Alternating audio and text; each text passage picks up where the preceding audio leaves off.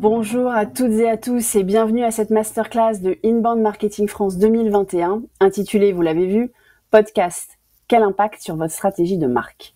Pour aborder ce sujet très en vogue, mais qu'on lit encore trop rarement aux stratégies d'inbound marketing, le podcast donc, j'ai le plaisir de recevoir aujourd'hui non pas un, mais deux experts. Jean-Christophe Lechauve, directeur associé Goodbye Media Île-de-France, et David Tricot, directeur conseiller support, fondateur de GraphiSuite. On les accueille tout de suite.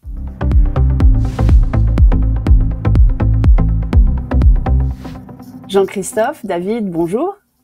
Bonjour Laura. Bonjour Laura. On va commencer par vous, Jean-Christophe. Vous êtes directeur associé Goodbye Media Île-de-France. Quel est le métier de l'agence ?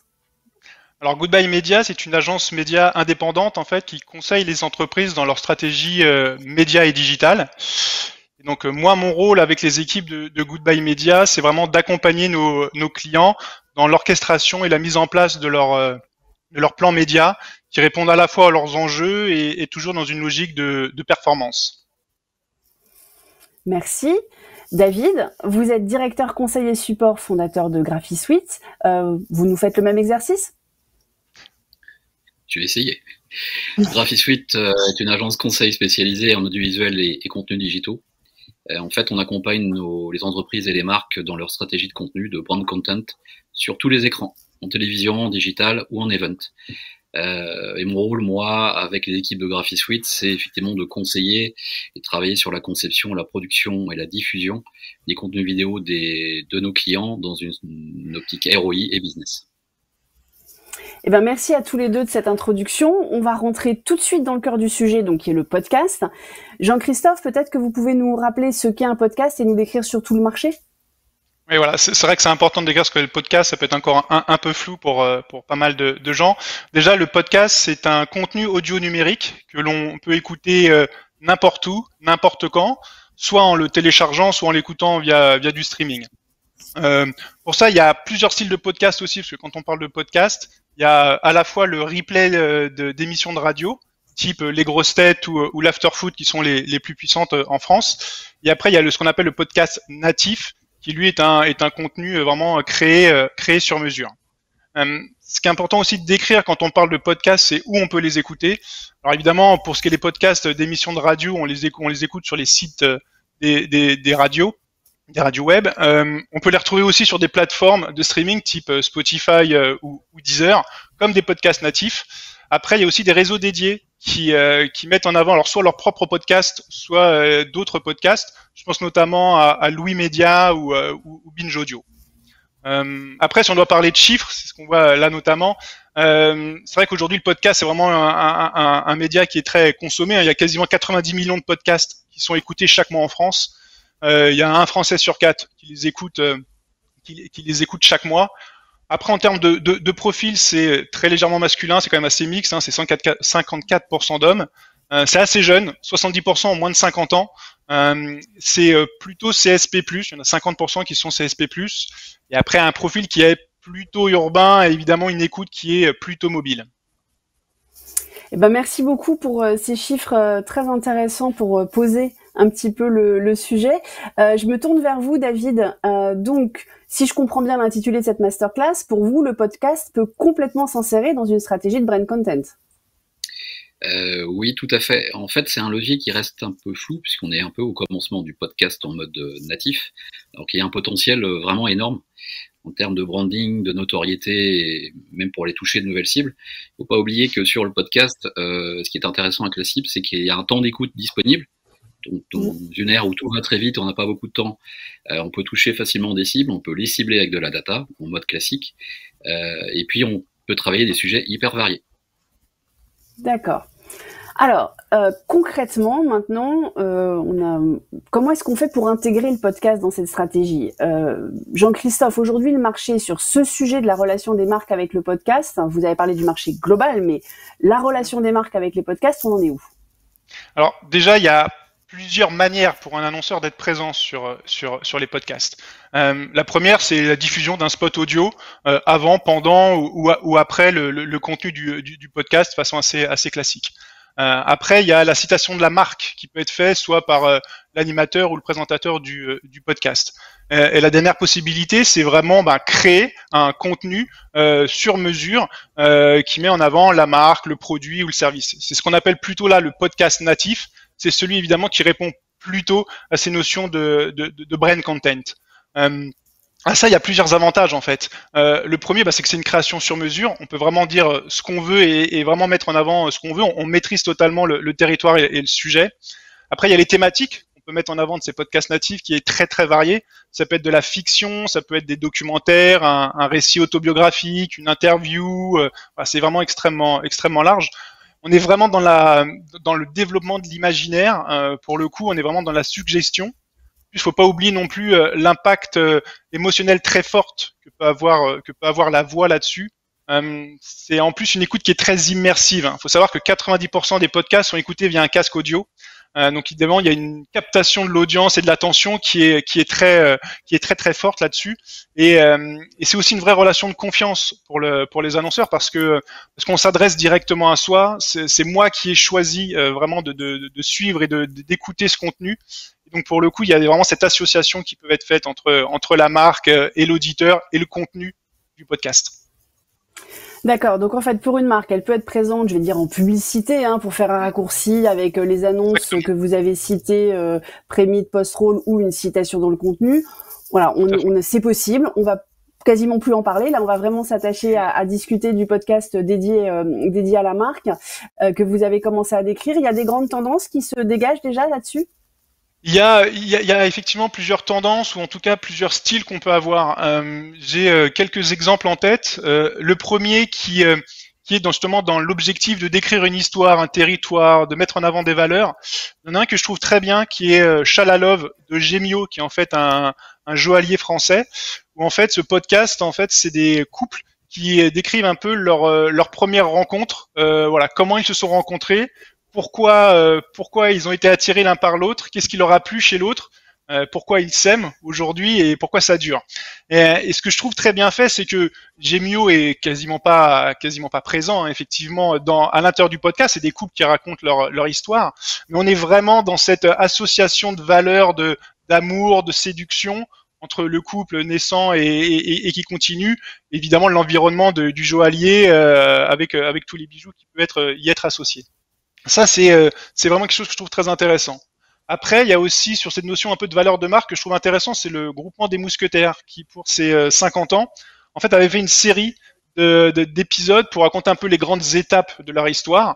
Et ce que je trouve intéressant, c'est que ça s'adressait à la fois aux clients, du groupement des mousquetaires, en termes sur des systèmes de transmission, de valeurs, de proximité, de mission que pouvait avoir le groupe, mais aussi en interne, en fait, pour déjà expliquer un peu ce qu'était l'histoire du groupement des mousquetaires. C'est un groupe qui avait 50 ans, et que forcément, tous les employés connaissent pas forcément l'histoire, et aussi cette notion d'un peu d'attachement à la marque et de valeur. Donc voilà, ça, je trouve ça aussi intéressant de raconter. Alors là, on parle vraiment, effectivement, de la marque, on la cite clairement, mais toujours à rapporter une question d'histoire ou autre. Après, il y a des podcasts de façon assez simple qui peuvent être des petits conseils ou des petits tips. Je pense à Ma Santé en Poche du PSA, qui en fait c'est des experts qui nous conseillent sur comment soigner les maux du quotidien. J'ai attrapé une insolation ou j'ai une rage de dents, comment les soigner. Donc voilà, c'est des petits conseils, des petits podcasts qui sont très simples. C'est plein de petites séries, mais qui sont très bien faits et qui sont faits via UPSA.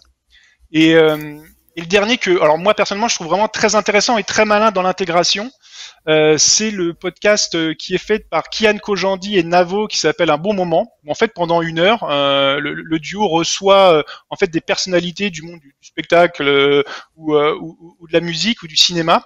Et en fait ils racontent un petit peu, c'est vraiment un échange et c'est vraiment des entretiens sur leur parcours, leur volonté un peu comment ils perçoivent le métier ou leur environnement là-dessus.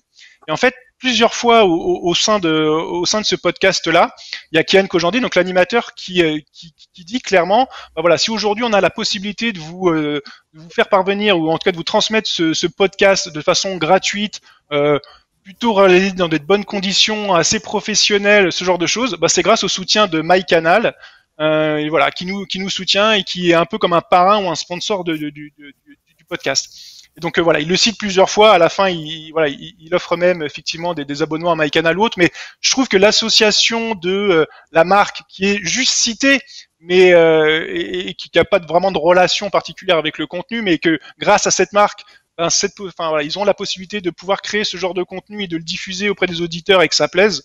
Voilà, je trouve ça plutôt malin et bien fait en termes d'intégration et de brand content. Merci beaucoup pour ces exemples. Alors normalement dans ces masterclass à Inbound Marketing France, on essaye vraiment de rentrer dans le concret.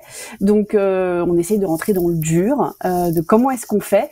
David, j'ai envie de vous demander, c'est quoi les étapes en fait pour mettre en œuvre un podcast dans le cadre d'une stratégie de brand content? Alors, est-ce qu'on a 2 heures? Non, je plaisante. On va essayer. Je vais vulgariser les choses puisque c'est quand même l'objectif.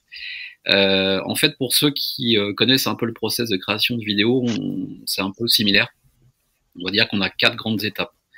Donc une partie conception, la production, la diffusion et l'apprentissage.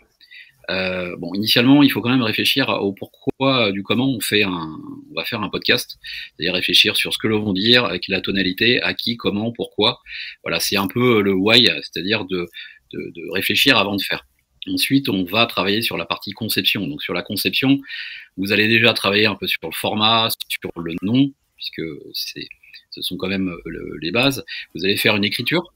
Voilà, pour avoir des thématiques, des axes avec le client et ses besoins. On va faire une sorte de mini-description, un pitch qui va servir dans le développement suivant. Et puis surtout, on va lui donner une identité. Parce que l'identité, on parle de son, mais l'identité, elle est quand même présente, puisque vous allez avoir une présence digitale sur Internet. Donc ça veut dire qu'il faut créer un bloc marque, une identité visuelle, mais aussi une identité sonore. Dans l'identité sonore, vous pouvez avoir un jingle de lancement de chaque épisode. Vous pouvez aussi avoir une petite claim sonore, c'est-à-dire une petite virgule sonore que vous retrouvez à chaque épisode. Bon, on va dire que vous avez conçu votre podcast en format série. Après, il faut le produire. Donc, qui dit produire, il faut forcément des situations. Donc des personnes avec qui on va pas avoir du conversationnel, quel que soit le tonalité qu'on va donner, mais il faut quand même trouver des situations. Il faut organiser des tournages, donc ça implique du temps homme, du temps matériel, des ressources matérielles. Une fois qu'on a calé tout ça, on va faire l'enregistrement. Donc l'enregistrement, il se fait soit à distance, soit en présentiel. C'est possible avec les moyens, on le fait d'ailleurs aujourd'hui en mode visio, donc voilà, en fonction des sujets, on peut faire à distance ou sur place. Une fois qu'on a récolté toute cette matière son, il va falloir la mettre en forme. Donc on va faire un montage, on va regarder ce qu'on a sous la main, on va faire un montage pour mettre tout ça en forme de façon à ce que ce soit bien logique. On va faire un montage, on va intégrer la claim sonore, peut-être faire un habillage sonore aussi, c'est la post-production, et ensuite on livre. Alors vous avez des éléments pour l'instant. Après, il faut arriver à les diffuser, parce que maintenant ils sont chez vous, vous les avez, mais il faut quand même les faire connaître. C'est quand même l'essentiel. Donc c'est la diffusion, c'est un peu le premier stade de la diffusion, c'est comme un site web. Vous avez un site web, il faut toujours qu'il soit dans on va dire une ressource technique sur Internet qui s'appelle un hébergement. Donc on va faire appel là à des plateformes de streaming qu'on connaît nativement, qui sont des sociétés comme Acast, Ocha ou Podigy, dans lesquelles on va intégrer les contenus. Ça va permettre de générer, déjà de regrouper tous les contenus. Ça va permettre de générer des flux SSL. Donc du coup, ça c'est une question technique. Et aussi, vous allez pouvoir intégrer aussi un player, puisque pour écouter, il faut forcément un petit outil. Ça c'est la première chose. Et puis ensuite, voilà, vous avez techniquement vous êtes posé, mais il faut quand même que le grand public ait facilement accès à tout ça. Donc c'est là où on va avoir accès aux applications natives de podcast. Et là, je rien apprendre. Hein. Donc c'est Apple Podcast, Google Podcast, du Deezer, du Spotify. Voilà. Donc avec les devices aujourd'hui et les téléphones, c'est très facile d'accès. Et on va faire en sorte qu'on intègre ce qu'on appelle des smart links, de façon à ce que les contenus podcast soient directement accessibles sur ces plateformes. Une fois que vous avez fait ça, elles existent. Il faut quand même les faire connaître. Elles sont disponibles sur le net, donc il faut les faire connaître.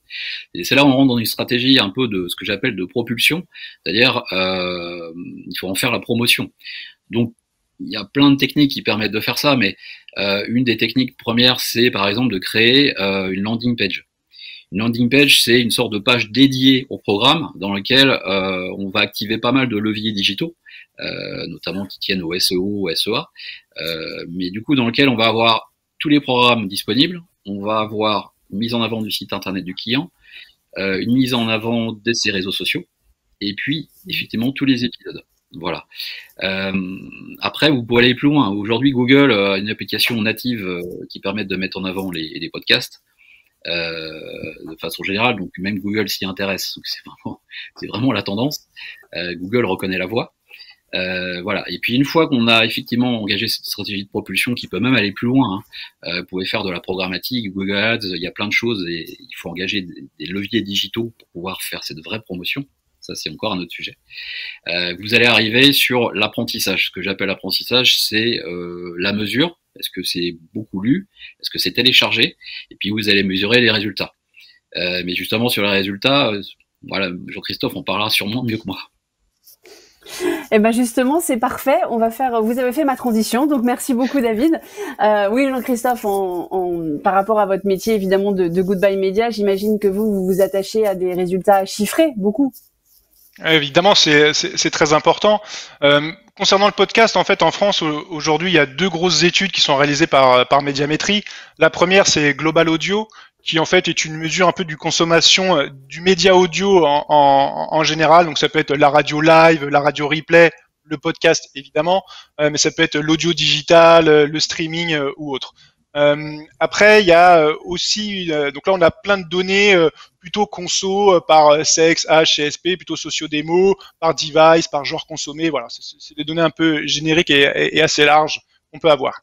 La deuxième étude, c'est Istat Podcast, qui là effectivement, c'est une étude beaucoup plus fine et granulaire, où là on a beaucoup plus d'informations.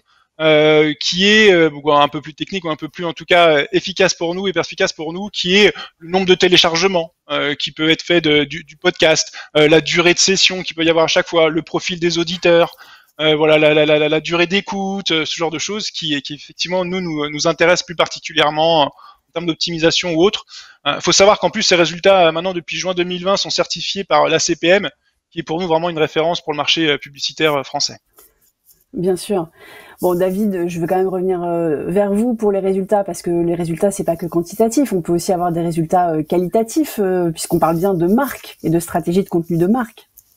Oui, exactement. Si vous produisez des contenus qui sont peu qualitatifs, forcément, la cible sera pas intéressée. Et en fait, c'est quand même, au-delà des chiffres, c'est quand même un vecteur d'image, de notoriété, de branding de façon générale.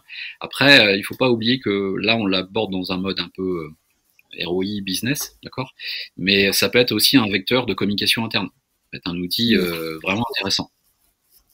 D'accord. Bon, donc on a un marché qui est un marché en croissance. Jean-Christophe nous rappelait les chiffres du podcast. On peut avoir des résultats concrets, donc ça donne vraiment envie de se lancer. Alors David, puisque vous nous avez décrit les 4 étapes, en moyenne, combien de temps il faut pour développer le podcast, donc les 3 premières étapes pour une fois qu'on au moins se poser en hébergement? Alors c'est une question qui revient souvent, mais je vais vous dire, ça dépend du contexte client. Quelle est sa maturité par rapport au podcast et même de façon générale par rapport au digital, puisque vous avez des clients qui sont très avertis ou même qui sont pour certains experts, puis il y en a d'autres qui ne le sont pas du tout. Donc on a tout un aspect formation, éducation, digitalisation au préalable. Après, ça tient aussi au process de validation. Dans certaines structures, ça peut être court comme long. Voilà, je vous apprends rien. Ce qui veut dire que de façon générale, je vais essayer de dire que dans une moyenne, si vous partez de zéro en partant sur un concept original et que vous avez besoin de produire les premiers épisodes qui sont 4, 5 ou 6 épisodes, entre 1 et 2 mois, on va dire que le podcast existe. C'est-à-dire il est mis en place et est accessible avec tous les bons leviers. D'accord. Et ça coûte cher ? C'est la bonne question. Je dirais tout dépend de savoir où le client va mettre le curseur, parce qu'il y a une chose simple à comprendre sur le budget, c'est déjà la quantité. On en fait 4, on en fait 40. Forcément, le budget, il va être variable. Disons que de toute façon, dans tous les cas, quand vous créez un podcast, c'est forcément une série. il vous faudra déjà au moins 4, 5, 6 épisodes. Et dans tous les cas, il vous faudra au moins ce que j'appelle des setups de départ. Il faut créer le concept général, donc il y a le conseil, la stratégie, la conception, et puis tous les aspects techniques que j'ai expliqués tout à l'heure, c'est-à-dire une landing page, le fait d'utiliser de l'hébergement, le fait d'utiliser des applications de podcast. Donc ça, inévitablement, c'est les préceptes, les setups de départ. Donc on va dire que pour commencer, pour mettre en place l'outil, plus faire les contenus, on va dire entre 5 et 7 000 euros pour démarrer. D'accord. Merci beaucoup quand même d'avoir répondu à la question. C'est toujours intéressant d'avoir un ordre de grandeur, à minima un plancher.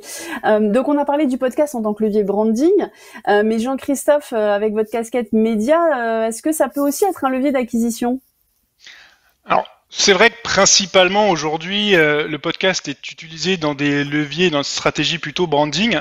En tout cas, ça devient de plus en plus un levier d'acquisition. En tout cas, ça peut le devenir. Déjà parce que on a tout ce ciblage qui est de plus en plus précis qu'on a aujourd'hui, toute cette data qu'on récolte, qui nous permet vraiment d'optimiser à la fois la diffusion, la médiatisation de nos podcasts, et qu'on peut vraiment optimiser en temps réel ou ajuster en temps réel en fonction de géolocalisation, de device, de jours de diffusion, de support ou d'autres. Après, il y a aussi ces possibilités de faire ce qu'on appelle du tracking publicitaire, donc avec la pose d'un pixel sur le site de l'annonceur. Et là, il y a des études entre les exposés, non exposés à la campagne podcast, et on voit en fonction de leur comportement si il y a des choses qui sont plus efficaces ou pas là-dessus. Après, tout ça aussi nécessite quand même forcément une médiatisation du podcast qui est très importante, et c'est là-dessus où les leviers d'acquisition et les ressorts d'acquisition sont les plus forts. C'est sur toute la partie médiatisation du podcast, où là on est, tout à l'heure David en parlait, mais on peut être à la fois effectivement dans du SEO, SEA, dans du programmatique, digital programmatique et autres, où là on peut on va avoir des techniques vraiment d'acquisition, d'appel à candidature, d'appel à témoignage, ou proposez-nous le sujet du prochain podcast, ce genre de choses. On peut récolter effectivement de la donnée. Ok, David, vous avez quelque chose à rajouter sur l'acquisition? Oui, en fait, tout à l'heure, j'ai exposé une des stratégies on va dire, de propulsion, et la landing page. En fait, ça fait partie clairement d'une stratégie d'acquisition, puisque notamment une landing page, vous pouvez intégrer un formulaire. Et comme disait Jean-Christophe, effectivement, on peut faire des appels à candidature ou des témoignages. Voilà, donc c'est vraiment de l'acquisition. On récolte de la data. D'accord. Alors, il nous reste plus beaucoup de temps d'ici la fin de cette masterclass. Jean-Christophe, vous avez quoi comme conseil à donner pour ceux qui regardent notre échange et qui voudraient avoir des choses très résumées? Alors, comme tout projet, se poser les bonnes questions. Déjà, il faut savoir que c'est un marché qui se structure de plus en plus. Donc, il y a de plus en plus d'acteurs et de très très bons acteurs qui permettent vraiment de pouvoir vraiment optimiser une stratégie podcast.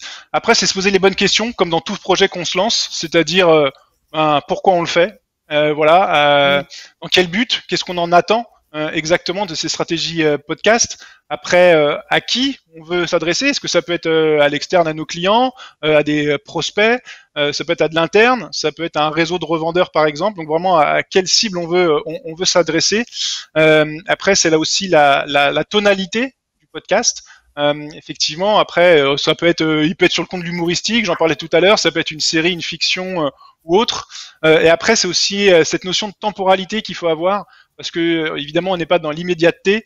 Si vous dites voilà, j'ai la promotion de mes portes ouvertes sur fin juin à faire, on n'utilisera pas le levier podcast. Voilà, c'est plutôt quand même sur du moyen long terme, sur les choses où on installe vraiment un discours, un territoire et un positionnement. Donc voilà, il y a cette temporalité à prendre en compte quand on veut se lancer. Alors, si nos participants là qui vous écoutent tous les deux veulent passer à l'acte juste après avoir regardé notre échange, David, vous leur donneriez quoi comme première, voire deux premières étapes, par quoi commencer? Je vais me répéter, je vais répéter un peu ce qu'a dit Jean-Christophe, mais c'est vrai qu'il faut déjà réfléchir sur ce que l'on veut dire, surtout la tonalité. Parce que vous pouvez faire des choses, le même sujet peut être traité de façon vraiment très différente, en humoristique, quelque chose de sérieux, il y a plein de formats. Donc il faut que ça reste collé à l'état d'esprit de la marque ou de l'entreprise. Et puis c'est bien de bien réfléchir les choses avant de les faire. Et puis de trouver les bons partenaires, les identifier, trouver les bons partenaires. Voilà, puisque du podcast aujourd'hui se développe beaucoup, donc il y a beaucoup de sociétés qui le proposent. Voilà, donc avoir des partenaires qui réfléchissent à la fois sur le contenant et sur la propulsion, la visibilité de tout ça. D'accord. Donc, en gros, on se précipite pas pour faire un podcast. Hein. Si j'écoute ce que vous avez tous les deux, vous avez l'air d'être vraiment d'accord pour dire attention à bien réfléchir à ce qu'on veut dire, à quel message on veut passer pour qui. Évidemment, adapter. Est-ce que le podcast est le levier adapté et s'assurer que tout ça reste cohérent avec l'ensemble de l'univers de la marque qui existe par ailleurs indépendamment du podcast. On arrive donc à la fin de cette masterclass. J'ai envie de vous demander à chacun le mot de la fin. Jean-Christophe, on commence par vous. Le mot de la fin, ce que je dirais, c'est alors c'est bien d'avoir des podcasts. Par contre, c'est encore mieux quand ils sont écoutés. Parce qu'il y en a beaucoup qui ont des podcasts, mais s'ils sont pas écoutés, ça sert pas à grand chose, comme pour plein d'autres leviers. Donc vraiment, voilà, c'est vraiment, comme le disait tout à l'heure David, vraiment allier à la fois le fond et la forme, parce qu'on peut faire plein de choses. Mais voilà, on va s'appliquer sur le fond et la forme. Surtout médiatiser ces contenus. Voilà, c'est important. Et puis les analyser. David, donc même question. Du coup, on est au début du podcast, donc ça peut être vraiment un vrai levier digital et un vrai pilier pour une stratégie de brand content ou voire de com ou de marketing. Et puis c'est surtout un moyen de se démarquer dans l'ère de l'infobésité où on est assailli de messages. On a nos smartphones, les devices font en sorte qu'on est toujours bombardé de messages. Donc c'est un moment de pause, on va dire entre guillemets, et d'écoute avec soi et le sujet qu'on a sélectionné. Donc c'est un moment où on peut réfléchir. Et pour rejoindre Jean-Christophe, c'est bien qu'il soit mis en avant, c'est-à-dire qu'il soit trouvable sur le net. Je dis souvent, on peut avoir les plus beaux produits du monde, mais si personne ne les voit, ne les achète, ça sert à rien. C'est sûr que le podcast, on est beaucoup moins dans l'intrusion avec le podcast. On est beaucoup plus dans le marketing de la permission, puisque c'est même le consommateur qui vient choisir de l'écouter. Merci à tous les deux de ces témoignages, de ces cas d'usage que vous nous avez illustrés, de ces exemples, de ces conseils. Merci à tous ceux qui nous ont suivis de nous avoir regardés également. Et je vous rappelle à tous que vous pouvez retrouver et Goodbye Media et Graphisoft sur leurs stands virtuels respectifs à l'issue de cette masterclass. Merci Jean-Christophe, merci David. Merci Laura, merci à tous. À bientôt. Au revoir.